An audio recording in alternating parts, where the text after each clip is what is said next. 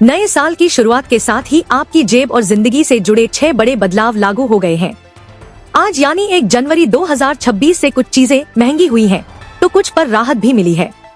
आइए आसान भाषा में एक एक करके समझते हैं। पहला बदलाव, कॉमर्शियल गैस सिलेंडर हुआ महंगा। आज से 19 किलो वाला कॉमर्शियल LPG सिलेंडर 111 रुपए महंगा हो गया है। दिल्ली में इसकी कीमत बढ़कर 1691 रुपए हो गई है, जबकि मुंबई में अब ये 1642 रुपए में मिलेगा। इसका असर होटल, रेस्टोरेंट और ढाबों की लागत पर पड़ सकता है। दूसरा बदलाव, रेलवे टिकट बुकिंग में आधार जरूरी।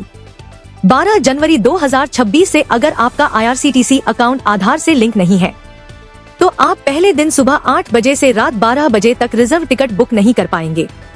यह नियम सिर्फ उसी दिन लागू होगा जिस दिन बुकिंग खुलती है, यानी ट्रेन की यात्रा तारीख से 60 दिन पहले वाले दिन।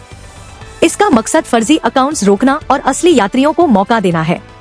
तीसरा बदलाव, कार खरीदना हुआ महंगा। नए साल से कई कार कंपनियों ने गाड़ियों के दाम बढ़ा दिए हैं। इस लिस्ट में Hyundai, AMG, Nissan, Renault, Mercedes Benz जैसी कंपनियां शामिल हैं। ज्यादातर कारों की कीमतें 2 से 3% तक बढ़ी हैं, जिसकी वजह है बढ़ती लागत, लॉजिस्टिक्स खर्च और करेंसी में उतार चढ़ाव। चौथा बदलाव, CNG और PNG हुई सस्ती। अच्छी खबर यह है कि CNG और घरेलू PNG की कीमतें 2 से 3 रुपए तक सस्ती हो सकती हैं। PNGRB ने गैस ट्रांसपोर्टेशन चार्ज घटा दिया है, जिसका फायदा सीधे आम उपभोक्ताओं को मिलेगा। पांचवा बदलाव, हवाई टिकट हो सकते हैं सस्ते। एविएशन फ्यूल के दाम में करीब 7,000 रुपए प्रति किलोलीटर की कटौती हुई है।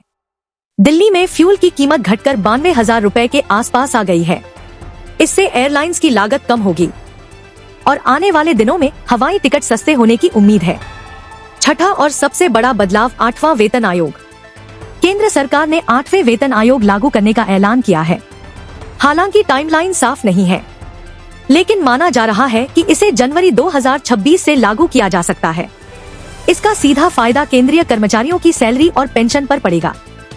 उदाहरण के तौर पर, अगर अभी आपकी बेसिक सैलरी 35,400 रुपए है, तो 8वें वेतन आयोग के बाद आपकी कुल सैलरी 1,10,000 रुपए से ज्यादा हो सकती है।